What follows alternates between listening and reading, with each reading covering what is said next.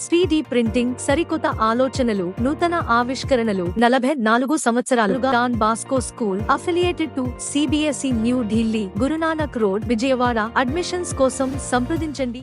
Welcome to whistle.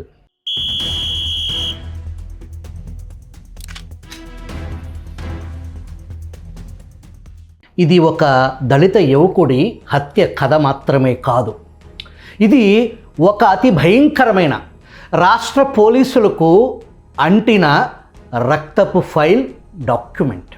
ఒక హంతకుడిని కాపాడటానికి రాష్ట్ర యంత్రాంగం ఎంత దారుణంగా కూలిపోగలదో, కాకి చొక్కా ఎంత దిగజారగలదో, అధికారానికి ఊడిగం ఏ స్థాయిలో చేయగలదో, పోలీసు దుస్తులతో రాజకీయ పాచి పని ఎంత క్లీన్గా చేయగలదో విప్పి చెప్పే పోలీసు క్రిమినల్స్ కథ. న్యాయం ఎంతకాలం గొంతు నులిమి పెట్టగలదో చూపించే రక్తపు ఫైల్ ఇది. వీధి సుబ్రహ్మణ్యం అనే 26 ఏళ్ల దళిత యువకుడు హత్య జరిగింది. అతని శవాన్ని కారులో తీసుకెళ్ళి ఇంటి దగ్గర డెలివరీ చేశారు. ఇది ఒక్క హత్య కాదు, అది మానవత్వానికి అవమానం, అది చట్టానికి చెంపదెబ్బ, అది ఒక దళితుడి ప్రాణం ఎంత తేలికగా తీసుకున్నారో చూపించిన ఒక కిరాతక ఘటన. కానీ ఇంకా అంతకంటే భయంకరమైంది తర్వాత జరిగింది. హత్య ఒక రాత్రిలో జరిగిందనుకోండి, కానీ ఆ హత్యను కప్పిపుచ్చేందుకు ఎన్ని పగళ్ళు, ఎన్ని అర్ధరాత్రులు, ఎన్ని ప్రెస్ మీట్లు, ఎన్ని ఫైళ్ళు, ఎన్ని ఫోన్ కాల్స్, ఎన్ని కట్టుకథలు అల్లారో గతంలో మనం మాట్లాడుకున్నాం. అదే ఈ కేసులో అసలు నేర చరిత్ర. పోస్టుమార్టం రిపోర్ట్లో 32 గాయాలు, అంతర్గత అవయవాల దెబ్బలు, శరీరంపై తీవ్రమైన దాడి ఆనవాళ్లు, అంతకు మించి అనేక అనుమానాలు రేపే పరిస్థితులు. ఇవి చూసిన తరువాత కూడా నాటి జగన్ పోలీసుల మొదటి స్పందన ఏంటి? ఇది హత్య కాదు, అనుమానాస్పద మృతి. ఎందుకు చట్టం మోగబోయింది? చట్టాన్ని మౌనంగా గుడ్డిగా ఉండమని చెప్పింది ఎవరు? ఈ కేసులో పోలీసుల పాత్ర చూస్తే ఒక విషయం సుస్పష్టం. కాకి ధర్మానికి సేవ చేయలేదు, కాకి పొలిటికల్ అధికారానికి సేవ చేసింది. న్యాయాన్ని రక్షించలేదు, నిందితుడిని కాపాడే ప్రయత్నం చేసింది. ప్రెస్ మీట్లో హత్య కేసు నిందితుడిని అనంతబాబు గారు అని పిలిచే పోలీసు భాష. అనంతబాబు గారు అతను ఫైనాన్స్ చేశారు, అనంతబాబు గారు అతను ఫైనాన్స్ చేశారు. దర్యాప్తు పేరుతో అల్లిన అసంబద్ధ కథలు, సాక్ష్యాలు ధ్వంసం, ఆరోపణలు, SC ST చట్టం నుంచి తప్పించేందుకు కులం చుట్టూ ఆడిన చీకటి రాజకీయాలకు బాధ్యుడు అప్పటి ఎస్పీగా వెలగబెట్టిన కడపకు చెందిన రవీంద్రనాథ్ బాబు. ఇతని సమీప బంధువే పులివెందులకు చెందిన దంతులూరి కృష్ణ ఇలియాస్ మంగళి కృష్ణ. ఇతను వైఎస్ జగన్కు అత్యంత సన్నిహితుడు. పరిటాల రవి హత్య ప్రణాళికలో ఇతని పాత్రను నాడు పరిటాల రవి స్వయంగా బయటపెట్టారు. డ్రైవర్ సుబ్రహ్మణ్యం హత్య అనంతర పరిణామాలు యాదృచ్ఛికాలు కావు. ఇవి ఒక ప్యాట్రన్, ఒక ప్లాన్డ్ ఇన్స్టిట్యూషనల్ బిట్రైల్. ఈ కేసులో నిజంగా విచారణ జరగాల్సింది ఎవరి మీద? హత్య చేసిన వ్యక్తి మీద మాత్రమేనా, లేక హత్యను డైల్యూట్ చేసిన అధికారుల మీద కూడానా? సాక్ష్యాలను బలహీనపరిచిన అధికారుల మీద విచారణ చేపట్టాల్సిన అవసరం లేదా? నాడు ఏలూరు రేంజ్ ఐజీగా పనిచేసిన G. పాల్రాజుకు బాధ్యత ఉంది. ఇక్కడే ఒక కొత్త ట్విస్ట్ ఉంది. కూటమి ప్రభుత్వం కొలువుదీరాక పాల్రాజును AP ఫోరెన్సిక్ సైన్స్ ల్యాబొరేటరీ డైరెక్టర్గా నియమించింది. హత్య కేసు రీఓపెన్ అయ్యింది. కాకినాడ పోలీసులు అవే సాక్ష్యాలు తిరిగి FSLకి పంపిస్తే జగన్ ప్రభుత్వంలో ఏ రిపోర్ట్ వచ్చిందో కూటమి ప్రభుత్వంలో కూడా అదే రిపోర్ట్ వచ్చింది. కారణం, హత్య జరిగినప్పుడు ఇదే ఐజీ దొరగారు, పాల్రాజ్ అక్కడ FSL హెడ్. అంతే, కాపీ పేస్ట్.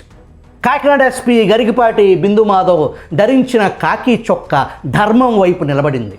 ఇవే సాక్ష్యాలు హైదరాబాద్లోని సెంట్రల్ FSLకి పంపిస్తే వచ్చిన రిపోర్ట్ అనంతబాబు భార్య పాత్ర ఆమె అడ్డంగా దొరికింది.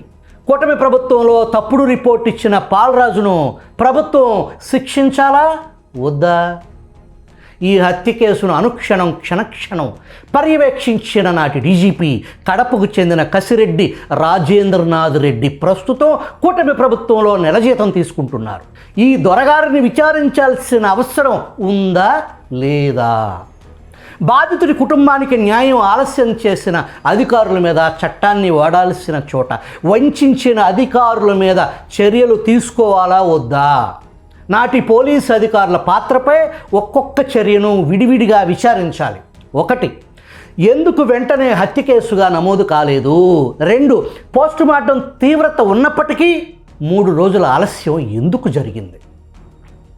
3, ఎస్సీ ఎస్టీ అట్రాసిటీ చట్టం అమలుకు సంబంధించిన అంశాల్లో ఎవరు ఏ నిర్ణయం తీసుకున్నారు, ఎందుకు తీసుకున్నారు? 4, CCTV, DVR, electronic trial, call data, forensic chain వంటి కీలక అంశాల్లో ఎవరు నిర్లక్ష్య సాయం చేశారు? 5, నిందితుల పాత్ర, సహనిందితుల అవకాశాలు, అనంతబాబు ఇంట్లో జరిగిన సంఘటనల కోణం, ఇతరుల ప్రమేయం వంటి లైన్లో ఎందుకు పూర్తి స్థాయి దర్యాప్తు జరగలేదు? సుబ్రహ్మణ్యం శరీరంపై గోళ్లతో రెక్కిన గాయాలున్నాయని పోస్టుమార్టం రిపోర్ట్లోనే ఉంటే ఆ గోళ్ళు అనంతబాబు భార్య రోజావా కాదా? ఆ గోళ్ళు ఎవరివి అని ఎందుకు తేల్చలేదు?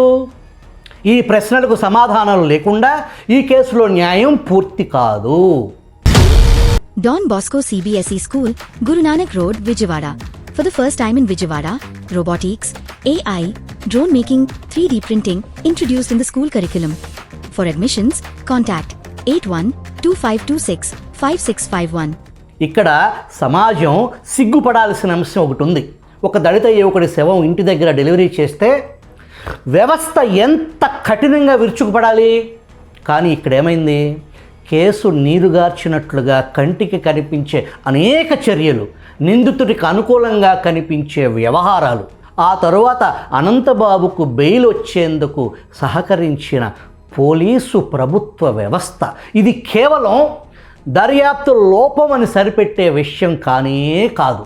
ఇది డ్యూటీ ఫెయిల్యూర్ అయితే నిరూపించాలి, మిస్కండక్ట్ అయితే నమోదు చేయాలి, ఎవిడెన్స్ సప్రెషన్ అయితే కేసు నమోదు చేయాలి, నిందితుడితో కలిసిపోతే చట్టం ముందు నిలబెట్టాలి. కాకి వేసుకున్నంత మాత్రాన ఎవరికీ పాపక్షాళనం రాదు. ఒక ఎస్పీ కానీ, ఒక ఐజీ కానీ, ఒక డీజీపీ కానీ చట్టానికి అతీతులు కాదు. ఎస్ఐ సిఐ స్థాయి సిబ్బందిని బలిచేసి ఐపీఎస్లు సాయం చేసుకుంటారు అనేది వాస్తవం కాదు అని నిరూపించాలి. ఇదే చట్టం వారిని విచారించాలి. ఎందుకంటే ఈ కేసు మనకు నేర్పిన ఘోర నిజం ఇదే. హంతకుడికి సహకరించిన వ్యవస్థ హంతకుడు కంటే ప్రమాదకరం. ఒక వ్యక్తి కోపంతో హత్య చేయవచ్చు, కానీ ఒక వ్యవస్థ కూల్గా కూర్చుని హత్యను కప్పిపుచ్చితే అది కేవలం నేరం కాదు, అది ప్రజాస్వామ్య వ్యవస్థల విధ్వంసం. ఈ చీకటిలో ఒక వెలుగు ఉందంటే అది ప్రస్తుత దర్యాప్తు తిరిగి న్యాయదిశగా నడవటం. కాకినాడలో ప్రస్తుత ఎస్పీ గరికపాటి బిందుమాధవ్ బృందం సాక్ష్యాల విలువను గుర్తించటం, ఫోరెన్సిక్ క్లారిటీ కోసం ముందడుగు వేయటం, ఇవి ఈ కేసును ఒక కొత్త ఆశ వైపు నడిపిస్తుంది. ఇక్కడ ఒక నిజాయితీ గల అధికారికి అంతులేని అక్రమాలకు పాల్పడ్డ అధికారులకు తేడా ఏంటో ప్రజలు చూడాలి. ఒకవైపు ఫైల్ మూసేయాలని చూసే మనస్తత్వం, మరొక వైపు ఫైల్ తెరిచి నిజం బయటకు తీయాలనే ధర్మబద్ధత. అందుకే ఈ కేసులో ప్రశంస ఒకవైపు ఉండాలి, కానీ అకౌంటబిలిటీ మరోవైపు తప్పనిసరిగా ఉండాలి. ఈ కేసులో గత దర్యాప్తు నిర్వహించిన ప్రతి అధికారి పాత్రపై స్వతంత్ర విచారణ జరగాలి. కేవలం డిపార్ట్మెంట్ ఎంక్వైరీ కాదు. Evidence tampering, distraction of material, misuse of official position, caste atrocity angle, dilution, criminal conspiracy అన్ని కోణాల్లో విచారణ జరిపి అందుకు బాధ్యులను చట్టం ముందు నిలబెట్టాలి. ఎందుకంటే ఒక దళిత యువకుడికి న్యాయం జరగకపోతే అది ఒక్క కుటుంబ ఓటమి కాదు, రాష్ట్ర రాజ్యాంగబద్ధ ఓటమి, కూటమి ప్రభుత్వ ఫెయిల్యూర్ కిందకు వస్తుంది. ఒక హత్య కేసులో పోలీసులు నిజాన్ని కాకుండా కథను కాపాడితే రేపు ఎవరు సేఫ్? ఎవరు కాదు.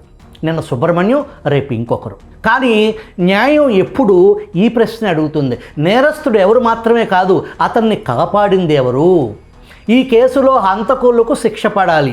అంతేకాదు హత్యను బలహీనపరిచిన అధికారులు విచారణకు రావాలి. సాక్ష్యాలు చదివిన వాళ్ళు జవాబు చెప్పాలి. ప్రెస్ మీట్లో కథ అల్లిన వాళ్ళు కోర్టు బోన్లో నిలబడాలి. చట్టాన్ని వంచిన చేతులకు అదే చట్టం చెమటలు పట్టించాలి. ఇది ప్రతీకారం కోసం కాదు, విధ్వంసమైన వ్యవస్థల శుద్ధి కోసం. ఇది పోలీసు వ్యవస్థలో ఉన్న నిజాయితీ అధికారులకు కూడా అవసరం. ఎందుకంటే తప్పు చేసిన వాళ్ళను వదిలేస్తే నిజాయితీగా పనిచేసిన అధికారుల గౌరవం కరిగిపోతుంది. హత్య జరిగినప్పుడు సుబ్రహ్మణ్యం స్నేహితులు ప్రత్యక్ష సాక్షులు.